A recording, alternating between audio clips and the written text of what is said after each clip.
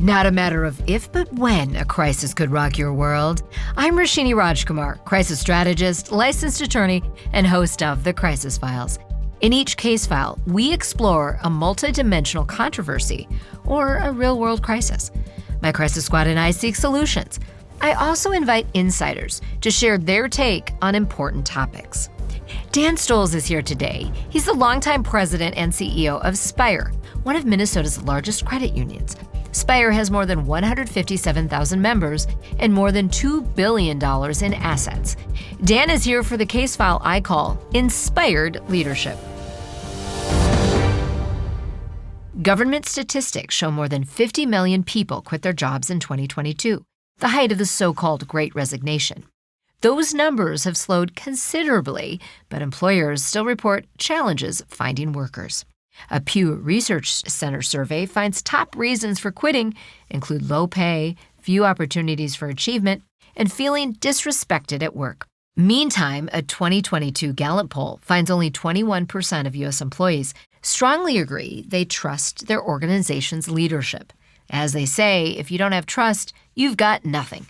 Plus, artificial intelligence brings opportunities, but also real anxiety into this mix.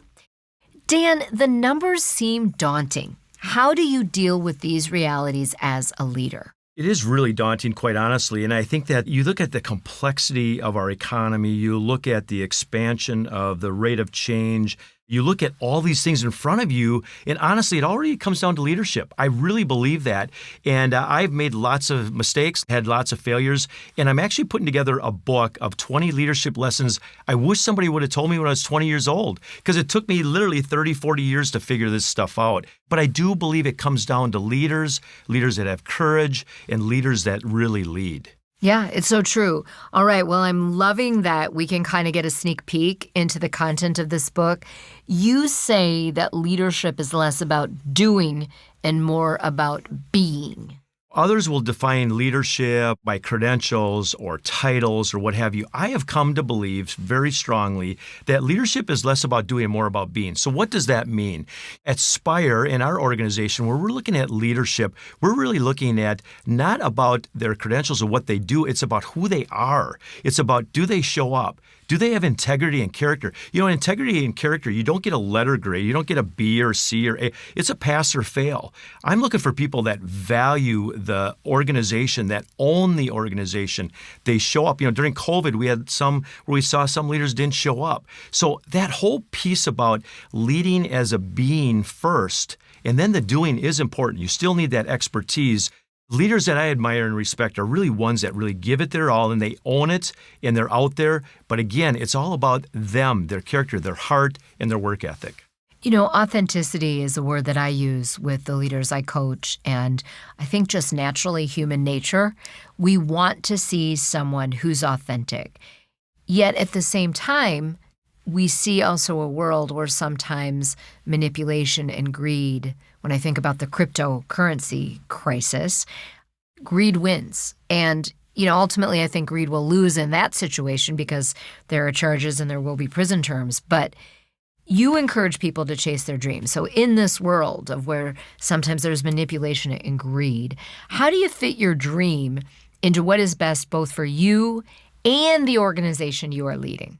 Part of being a banker, one of the things I just absolutely love is I get to really wine and dine and talk to bankers, business leaders, people on the street. I'm always learning about what's going on, how they think, what they're doing. But there's always one regret that always comes up in all the conversations I have. And that regret is that people said, I didn't chase my dream. I say, chase your dreams. You know, Walt Disney had the quote, if you can dream it, you can do it. And I just believe so strongly, and I want to encourage people that you own life. Don't let life deal you. You deal life. And chase those dreams. One of the things you don't want to do is hit that retirement stage and you say, wow, I wish I would have done that. So I'm just encouraging people, get outside your comfort zone. And to your point about authenticity, be authentic to yourself. Be real to yourself and don't have that regret later in life. So in that authentic way of chasing the dreams, how should someone in a leadership role define success? The dictionary will say it's really completing a purpose. Some will define success as the clothes you wear, the house you live in, the car you have, the money you have in your checking account.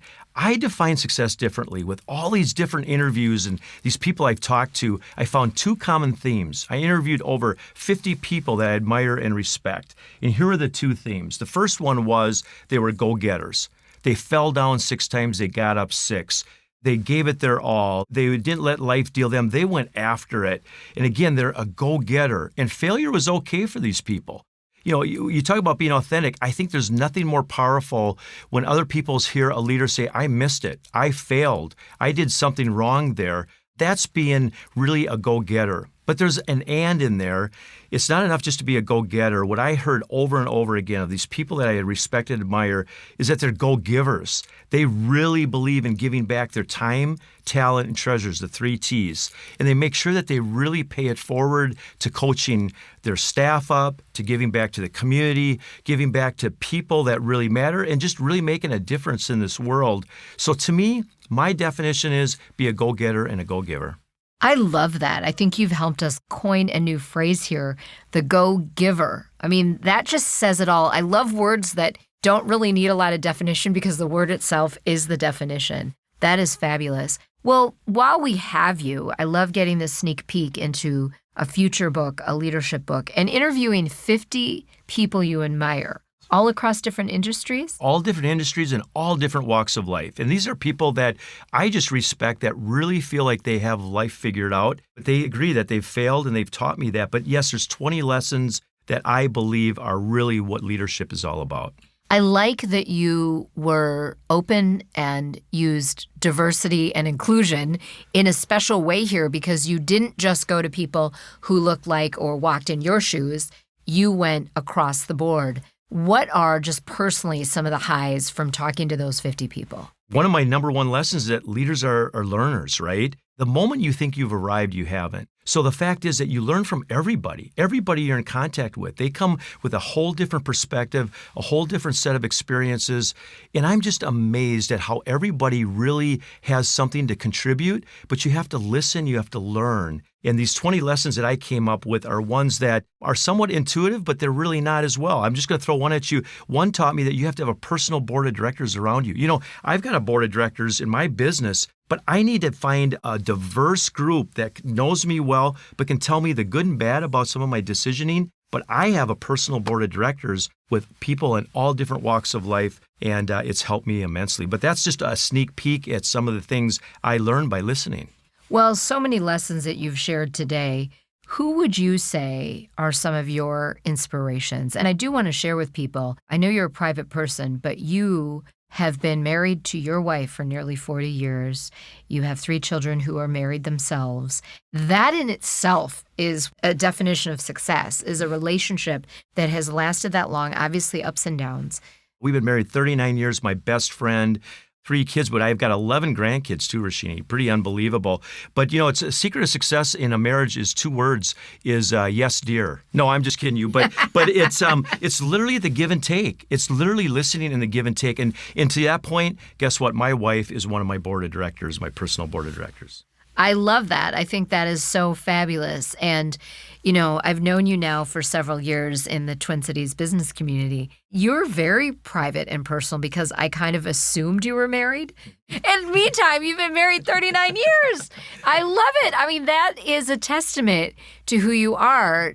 And you've integrated her into your life in every way. You consider her an advisor. She's on your personal board of directors. I think it's fabulous, Dan. You know, we talk about in business about teamwork all the time. You know, if you want your dream to work, you need teamwork. We're a great team. We're totally different. I like to be out. She's more private.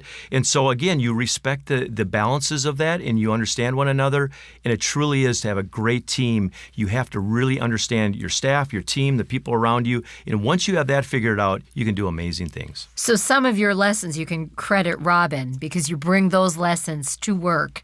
And you're embodying and role modeling for your team, your employees, what it's like to trust, to share, to compromise. I think that how you are in business, it needs to align, be authentic to how you are in life with your family, kids, the community piece. So there has to be congruence and alignment of a true leader who's being authentic, that's who they are on camera, on the air, off the air. They have to be that same person, in my view, to have that person of integrity and character.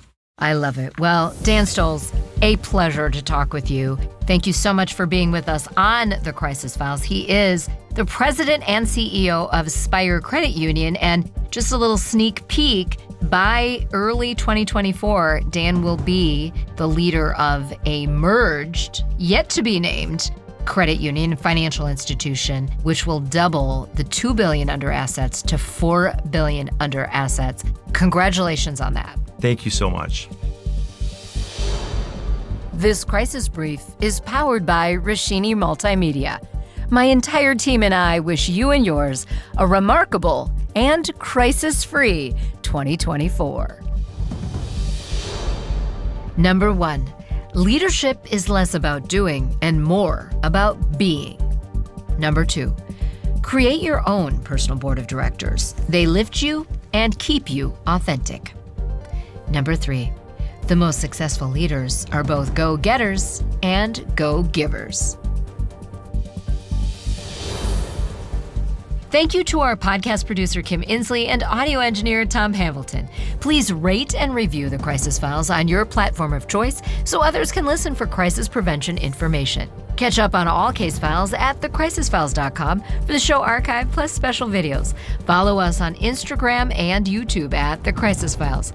We do not provide legal, financial, medical, or PR advice for particular situations, but strongly recommend you seek out professionals to help with your specific need. I'm Roshini Rajkumar. Join me next time on The Crisis Files.